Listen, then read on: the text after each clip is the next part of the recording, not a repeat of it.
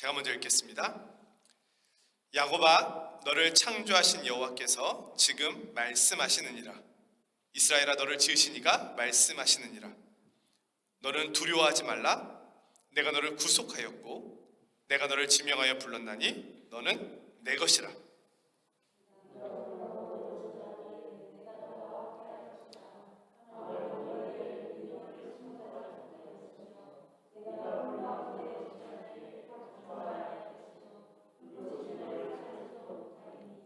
대전하는 여호와 내 하나님이요 이스라엘의 거룩한 이요 내 구원자임이라. 내가 애굽을 너의 속량물로 구스와 스바를 너를 대신하여 주었노라.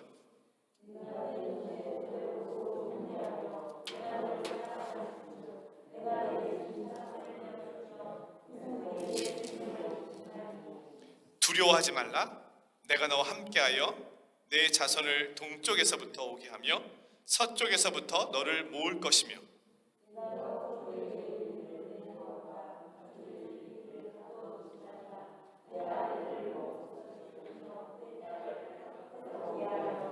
함께 있습니다. 내 이름으로 불려지는 모든 자 곧 내가 내 영광을 위하여 창조한 자를 오게 하라. 그를 내가 지었고 그를 내가 만들었느니라. 아멘. 오늘 본문 말씀은 이사야서에 있는 말씀들이 주옥 같은 말씀들이 너무너무 많지만 그 중에서도 또 가장 복되고 아름다운 말씀이라고 할 수 있는 본문입니다. 특별히 오늘 우리가 함께 읽은 7절에 내 이름으로 불려지는 모든 자 곧 내가 내 영광을 위하여 창조한 자를 오게 하라. 그를 내가 지었고 그를 내가 만들었느니라. 이 7절 본문을 가지고 오늘 말씀의 제목을 잡아보았습니다.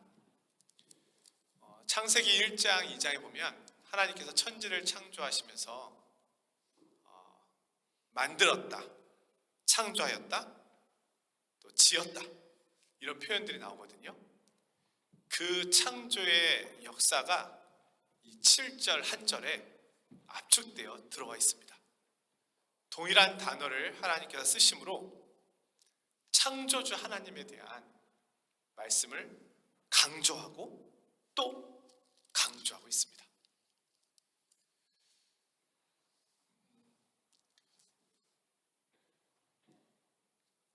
얼마 전에 농담이신지 진심이신지는 모르겠지만 우리 로마서 성경 공부를 하고 있는 이제 집사님 한 분이 그런 말씀을 하셨어요. 거의 40년, 50년 동안 함께 했던 친구가 있는데 그 친구가 요 근래 자신을 만나고서는 달라졌다. 무엇인지 모르는데 달라졌다. 너무너무 좋아 보인다. 이렇게 이야기를 하더래요. 아니 40년, 50년을 보면서 살았는데 갑자기. 그래서 집사님 뭐가 달라졌을까요? 그랬더니 집사님이 로마서 성경 공부를 해서 달라졌다는 거예요. 구원의 확신이 분명하니까 달라졌다는 거예요. 하나님 주신 말씀에 대한 확신이 있기 때문에 달라졌다는 거예요. 와, 저는 이것이 진짜 말씀의 힘이지.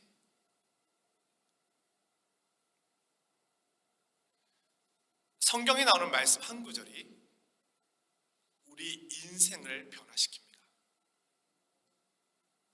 한 구절이. 그 말씀이 나를 사로잡으면 달라지는 거예요. 우리가 성경 66권을 통독하는 것, 많이 읽는 것, 자주 읽는 것 중요합니다. 그 속에서 우리가 하나님을 알고 하나님의 구원의 계획을 알아가고 말씀을 볼 때마다 깊이와 너비와 높이와 길이가 다르잖아요. 그래서 하나님의 사랑의 충만함을 누리는 것 너무너무 중요합니다.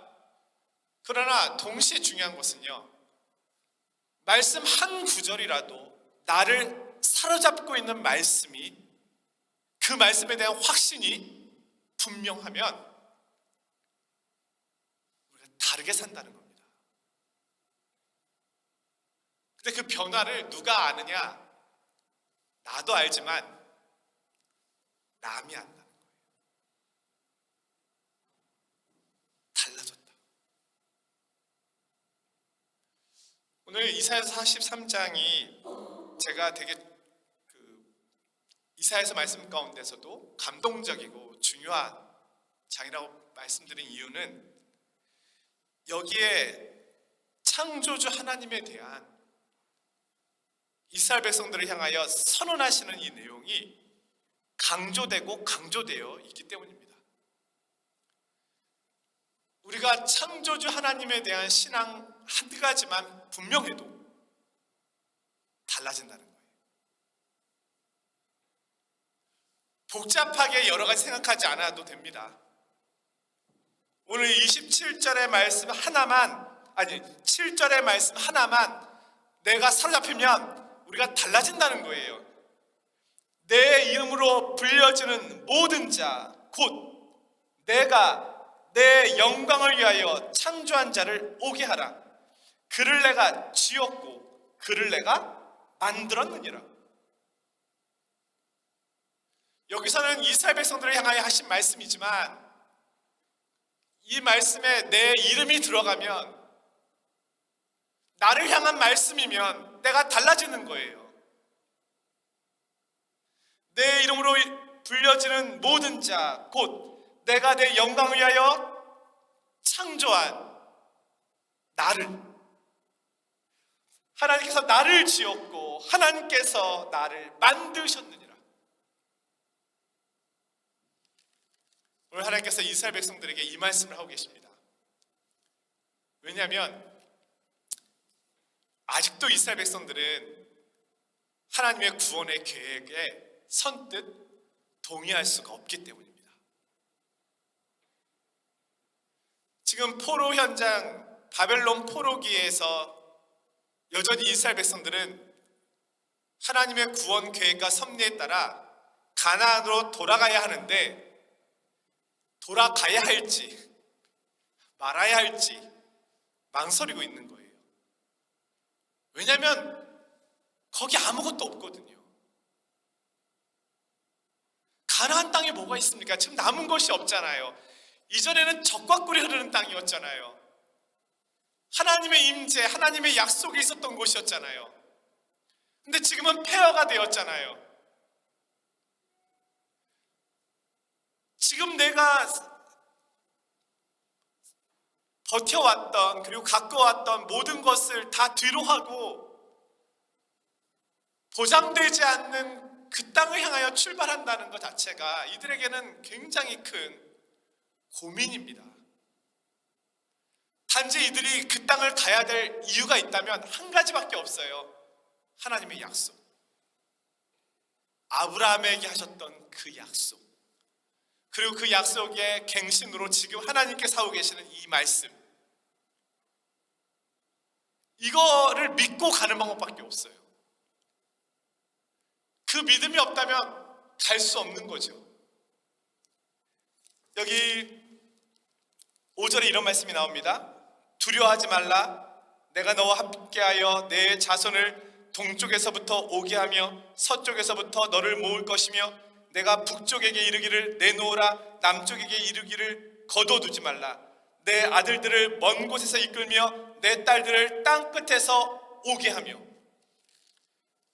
하나님께서 흩어져 있었던 이스라엘 백성들을 모으셔가지고 다시 바벨론 포로들, 또 그 외에 흩어졌던 이들까지 동서남북에서 다 모으셔서 가나안으로 다시금 돌아가게 하시겠다는 거예요. 다시 시작하시겠다는 겁니다. 이것을 다른 표현을 하면 재창조라고 할 수 있습니다. 하나님께서 창조하셨지만 어그러지고 깨지고 인간의 욕심에 의하여 망가진 망가진 이스라엘을 다시금 재창조해서 다시 시작하겠다. 그들을 다 모아서 내 영광을 위하여 그들을 다시 세우겠다. 이 말씀을 하시는 거예요. 근데 이게 믿어지지 않는 거예요. 왜냐하면 현실은 암담하거든요. 이제 70년 동안 바벨론 포로기에서 돌아오는 거예요. 이들에게 뭐가 있습니까? 군대가 있습니까? 변변찮은 지도자가 있습니까? 그냥 포로기에서 돌아오는 거예요. 그것도 자기 땅에서 해방된 게 아니에요. 1200km를 광야를 지나서 와야 돼요. 광야로 가는 길 동안에 어떤 일이 일어날지 몰라요. 또 그렇게 해서 지나왔어요. 가나안에 뭐가 있어요? 다시 재건해야 돼요. 일해야 되는 거예요. 성전 짓고 집도 짓고 다시 토목공사부터 새롭게 해야 돼요.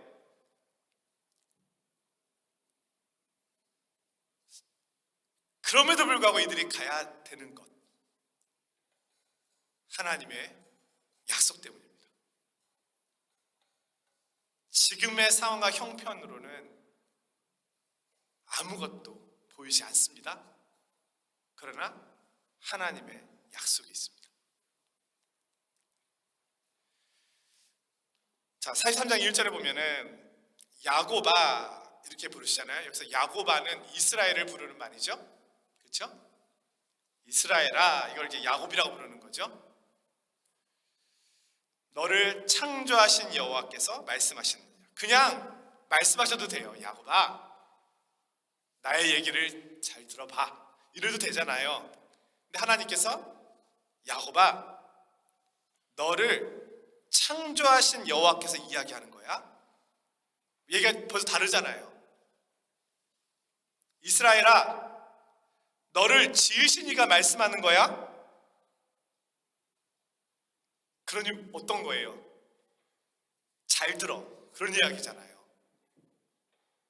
그냥 하나님께서 말씀하시되 이렇게 해도 우리가 귀를 기울일 텐데 지금 그 정도가 아니에요. 지금 이스라엘에는 창조주 하나님이라고 하는 확신이 더 필요해요. 창조주 하나님에 대한 더 깊은 이해가 필요해요. 그래서 하나님께서 일부러 너를 창조한 여호와, 너를 지으신 이가 이야기하는 거야 지금. 그러니 들으라는 겁니다.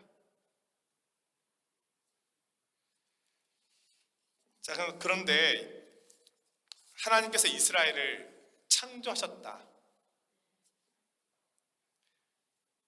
우리가 쉽게 이렇게 이해를 해요. 하나님이 나를 만드셨다. 그거는 우리가 이해하잖아요. 그렇죠? 하나님 나를 지으시고 나를 만드셨다. 아담을 지으시고 만드신 것처럼 나를 만드셨다. 나를 지으셨다. 근데 지금 하나님께서는 지금 이스라엘을 지으셨다. 이스라엘을 창조하셨다. 이렇게 말씀하고 계시잖아요. 이스라엘은 창조된 나라라는 거예요. 다른 민족과는 다르다라는 거예요. 이스라엘은 특별한 민족입니다.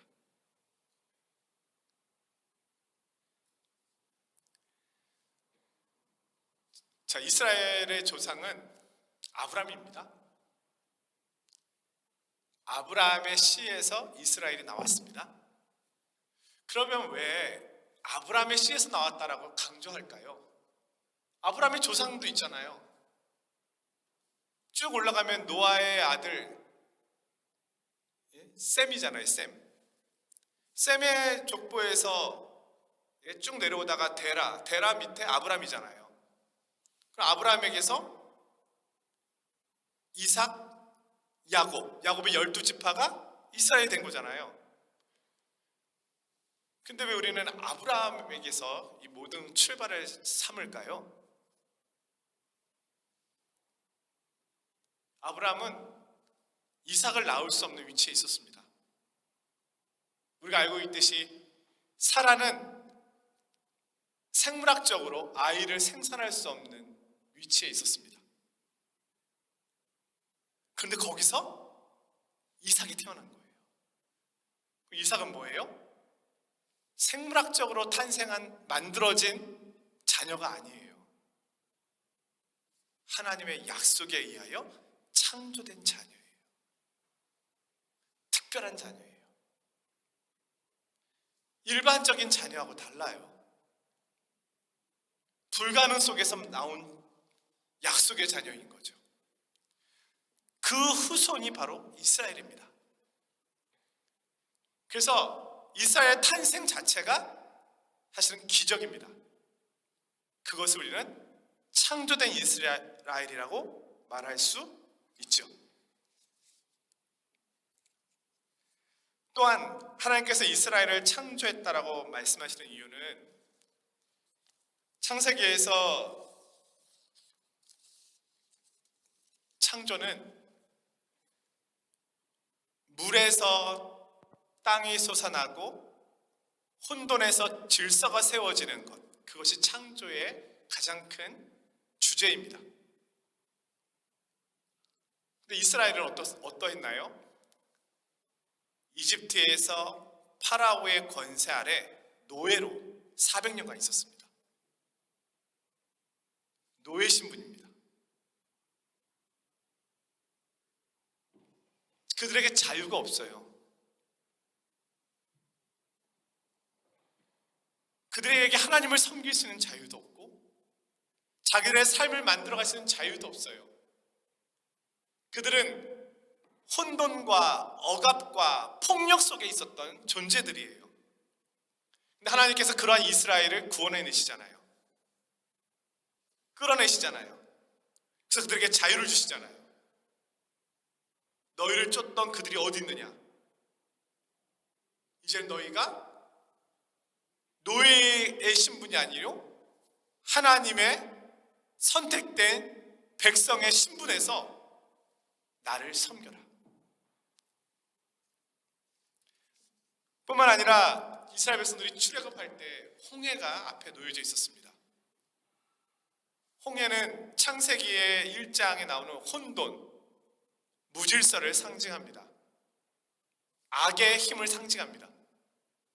근데 하나님께서 그 홍해를 가르십니다. 그리고 땅을 만들어내십니다. 질서를 만드시고 악을 부수고 하나님의 권능으로 새로운 길을 여십니다. 이것이 창조입니다. 이스라엘은 그렇게 창조의 역사 속에서 구원받은 백성들입니다. 요단강을 건너는 것도 동일하죠. 요단강을 건널 때도 강이 그들 앞에 막고 있었지만 그들의 길을 막고 있었잖아요. 이스라엘 백성들이 하나님의 뜻 가운데 가려고 하는 그 길을 막는 것이 강으로서 나타나잖아요. 근데 하나님께서 가르시잖아요. 그리고 마른 땅처럼 걷게 하시죠. 하나님이 질서를 만드시고 창조의 역사를 행하신 것이죠. 그래서 이스라엘 백성들에게 있어서 하나님, 가장 중요한 하나님은 창조주 하나님입니다. 이스라엘을 창조하신 분이에요. 이스라엘은 그렇게 새로운 민족으로 탄생됐어요. 이제는 노예 백성이 아니라 자유인의 백성으로, 파라오를 섬기는 자가 아니라 하나님을 섬기는 자로, 그리고 그들은요 아브라함이 약속하셨던 가나안 땅에서 하나님을 섬기는 백성으로 살게 된 것입니다. 이것이 바로 창조입니다. 세 번째로 하나님께서 이스라엘 백성들을 향해서 지금 창조하신 여호와, 지으신 여호와라고 말씀하시는 또 하나의 이유는 바벨론으로부터의 귀환이 또 하나의 창조의 역사입니다. 요한계시록 보면 바벨론이 물 위에 있는 음녀라고 표현되어 있거든요. 실제로 바벨론은 물 위에 있는 도시였다고 합니다. 그래서 사방에서 바벨론을 침략하는 것이 불가능할 정도로 그들은 이 성 주변을 물길을 뚫어가지고 외부로부터 보호받도록 그렇게 도시가 설계되어 있었다는 거죠. 물 위에 있었던 그 바벨론, 들어올 수도 나갈 수도 없는 자기만의 도시를 만들어 놓았던 그 바벨론. 근데 그 바벨론이 무너지잖아요. 물길이 다른 곳으로 빠지면서 페르시아 군대가 마른 땅처럼 바벨론을 침략해서 무너뜨리잖아요. 그리고 이스라엘 백성들에게 자유를 선언하죠. 고레스 왕에 의하여 이스라엘 백성들이 포로기에서 돌아옵니다. 물길이 마른 땅이 되어 포로기에서 돌아오는 거예요. 이것이 또한 하나님의 창조의 역사와 동일하다는 겁니다.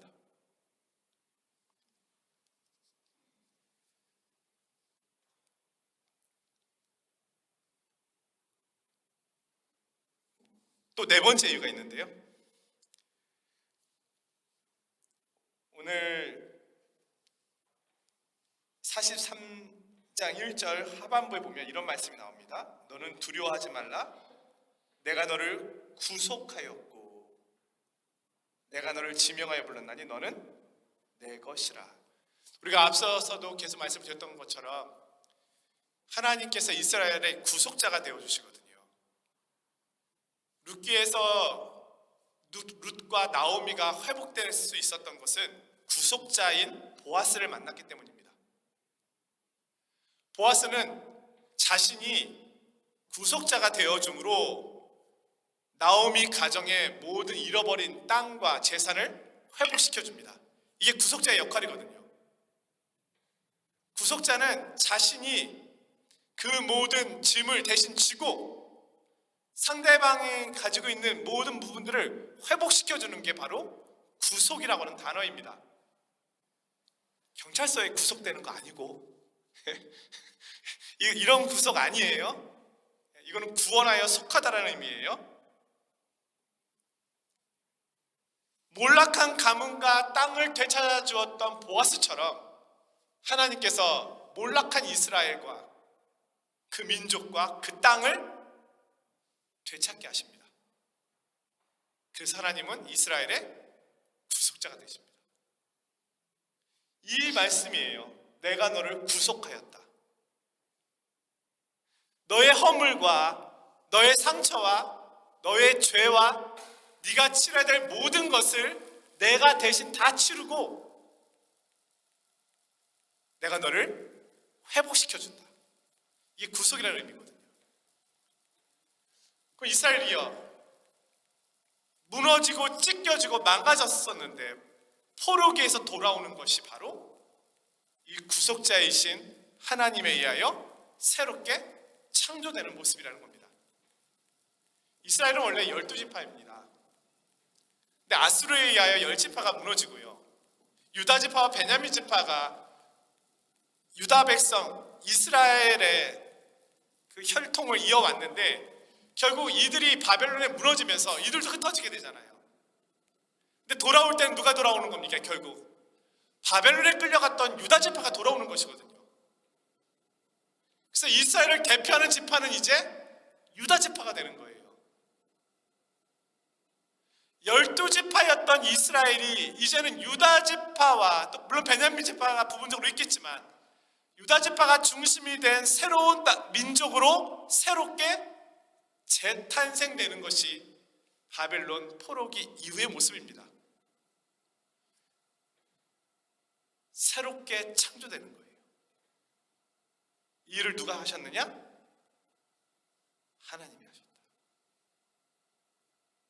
그래서 하나님은 이스라엘의 창조주요, 특별히 바벨론에서 돌아오는 그들을 회복시켜 주시는, 재창조하시는 하나님이시다. 그 이야기를 오늘 43장 1절이 들려주고 있습니다.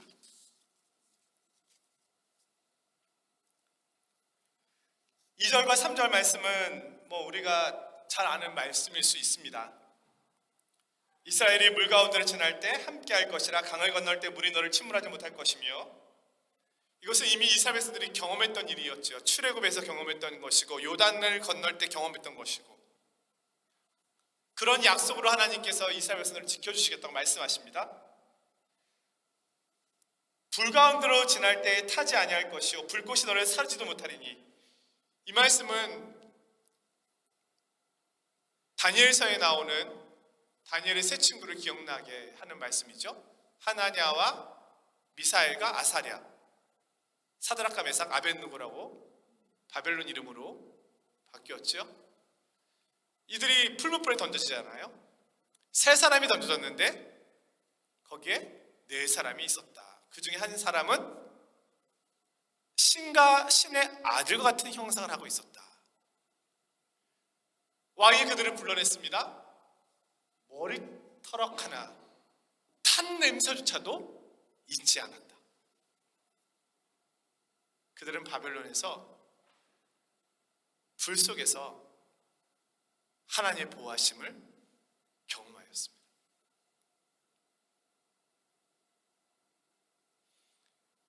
이런 내용들을 모으고 모아서 하나님이 말씀하시는 거예요. 결국 뭐라고 얘기하는 거예요? 두려워하지 말라. 내가 이스라엘 너희를 향한 계획을 가지고 있다. 그러니 지금 앞이 보이지 않고 현실이 어둡고 참담하지만 그거 보지 말고 내 약속을 믿고 담대하게 가나안으로 가라. 지금 그 말씀을 계속해서 들려주고 계시는 겁니다. 4절에는 이런 말씀이 나옵니다.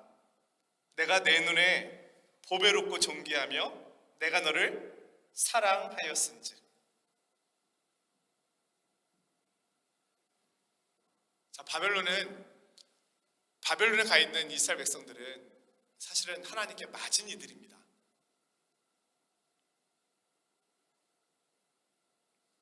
(70년간) 바벨론의 포로 생활을 했다는 것이 우리는 실감나지 않지만 우리는 일제 강점기를 떠올리면 되겠죠. 우리는 35년, 36년 있었지만 이들은 70년을 있었잖아요. 그것도 하나님 앞에 잘못해서 우상을 섬기다가 악을 행하다가 선을 행하지 않고 율법을 어기고 하나님 뜻대로 행하지 못하다가 사실은 하나님께 책망받아서 70년간 포로기에 있었던 거 아닙니까? 근데 하나님이 뭐라고 얘기하셔요? 내 눈에는 이스라엘 너희가 보배롭고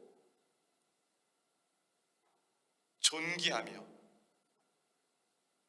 내가 너를 사랑한다.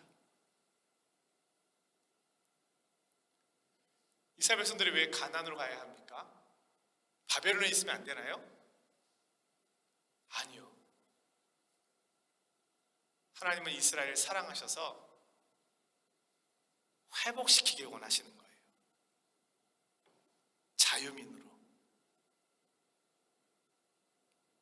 그들이 바벨론에 있으면 여전히 페르시아에 속해 있는 민족일 거 아니에요.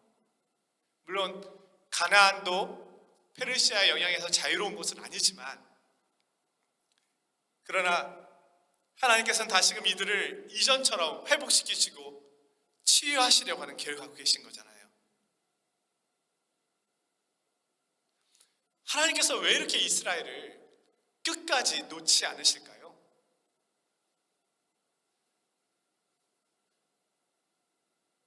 우리가 알고 있듯이 이스라엘 백성만큼 사랑받은 민족이 어디 있습니까? 이스라엘 민족만큼 하나님을 가까이서 경험한 민족이 어디 있습니까? 이스라엘 민족만큼 하나님의 구원을 맛본 민족이 어디 있습니까? 눈앞에서 이스라엘 민족처럼 율법을 직접 받은 민족이 어디 있습니까? 우리도 이스라엘 민족을 통해서 하나님을 봤는데 구약의 역사가 그거잖아요. 그러니까 이스라엘 민족을 통해서 하나님을 보고 있잖아요. 얼마나 놀라운 사랑을 받은 겁니까? 근데 왜 이스라엘을 이렇게 사랑하십니까? 무엇 때문에? 이유가 없어요. 이게 우리를 당황케 하는 거예요.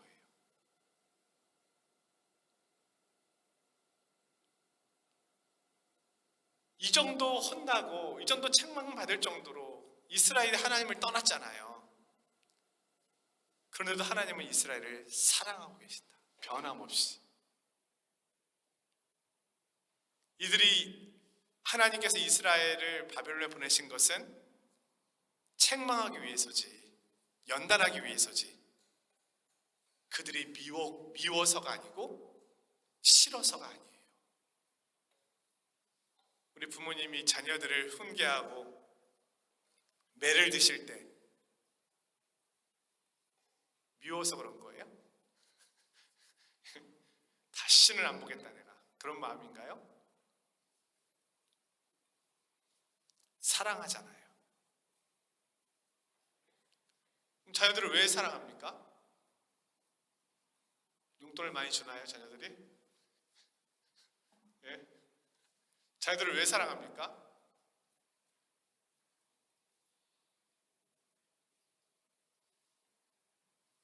이유가 있다면 내가 엄마니까, 아빠니까.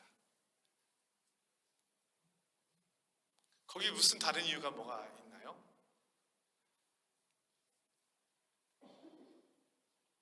자녀들이 너무너무 내 말을 잘 듣고 알아서 잘 듣고 알아서 다 하고 그래서 사랑하는 거 아니잖아요.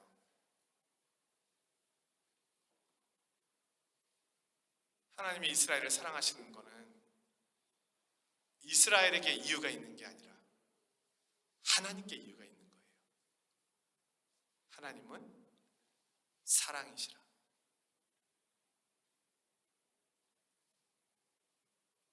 이스라엘 백성들이 이걸 받아들이기가 어려워요.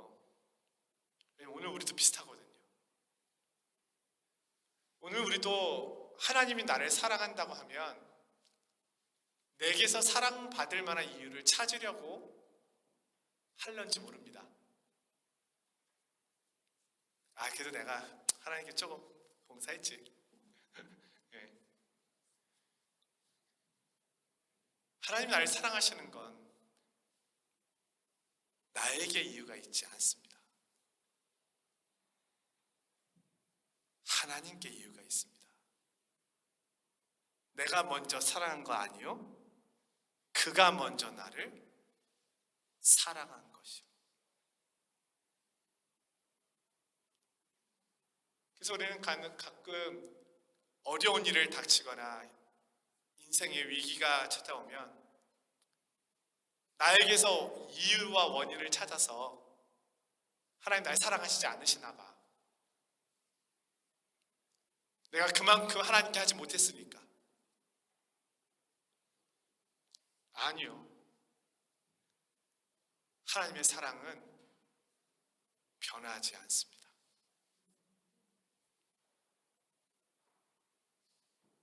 지금 이스라엘을 향한 하나님의 사랑을 보십시오.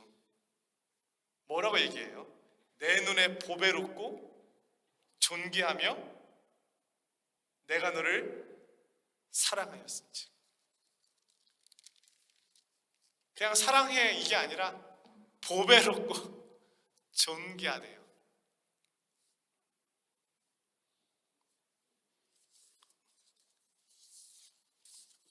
이 말씀을 준비하다가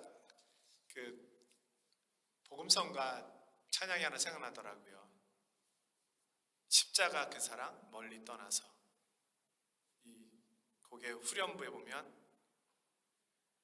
주 나를 보호하시고 날 지키시네. 너는 보배롭고 존귀한 자녀라. 십자가 그 사랑을 멀리 떠나서 헤매고 있을 때도 하나님은 나를 보배롭고 존귀한 주의 자녀로 여겨주시는구나. 도대체 하나님의 사랑은 얼마나 큰 것일까? 그런 생각을 오늘 이 본문을 보면서 하게 되었습니다. 오늘 말씀의 마지막 절입니다. 내 이름으로 불려지는 모든 자 곧 내가 내 영광을 위하여 창조한 자를 오게 하라. 그를 내가 지었고 그를 내가 만들었느니라. 하나님께서 이스라엘 백성들을 이렇게 사랑하시고 이렇게 회복시켜 주시는데 그 목적이 분명하게 7절에 나오고 있습니다. 내가 내 영광을 위하여 창조한 자. 우리의 창조의 목적이 나오고 있습니다. 하나님 나를 왜 창조하셨는지, 이스라엘을 왜 창조하셨는지가 여기 나오는 거예요. 하나님이 나를 창조하신 목적이 여기 나와요. 내 영광을 위하여.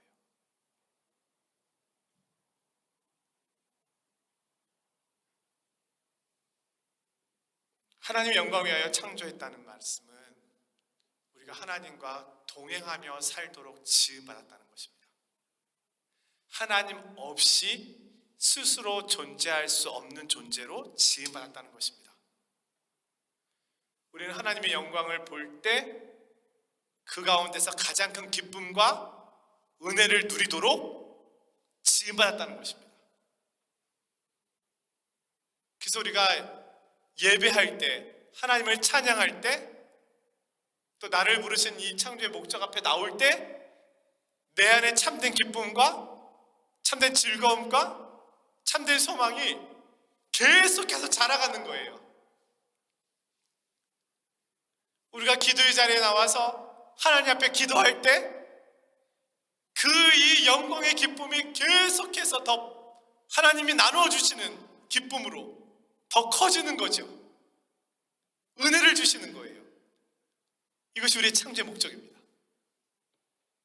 하나님을 떠나서는 우리의 영혼이 참 쉼과 기쁨을 누릴 수는 없습니다. 처음에 말씀드린 것처럼 하나님의 말씀 한 구절에 사로잡히기만 해도 나의 창조의 목적, 하나님의 영광에 사로잡히는 그 사실 하나만으로도 나의 존재가 달라지는 겁니다. 오늘 이스라엘 향하여 이 말씀 하시는 거예요. 너희 내가 창조하였고 내 영광을 위하여 창조하였고 내 영광을 위하여 지었고 내 영광을 위하여 만들었다. 그러니 두려워하지 말라. 내가 반드시 너희를 통하여 영광 받을 것이다. 오늘 하나님께서 저 여러분을 통해서 영광 받고 계시고 그리고 반드시 영광 받으실 것입니다. 우리는 우리 멋대로 살 수 없습니다. 하나님의 약속대로 살 수밖에 없습니다. 그런데 그것이 가장 복된 길이요, 아름다운 길이며 영광스러운 길입니다. 오늘 저와 여러분이 이 일에 부름을 받은 것입니다. 오늘 우리를 부르신, 우리를 지으신 이 하나님의 약속을 기억하면서 두려워하지 말고 내 앞길이 광야와 같을지라도 하나님의 약속을 믿고 담대히 나아가시는 믿음의 성도인들이 되시기를 주님 이름으로 축원드립니다.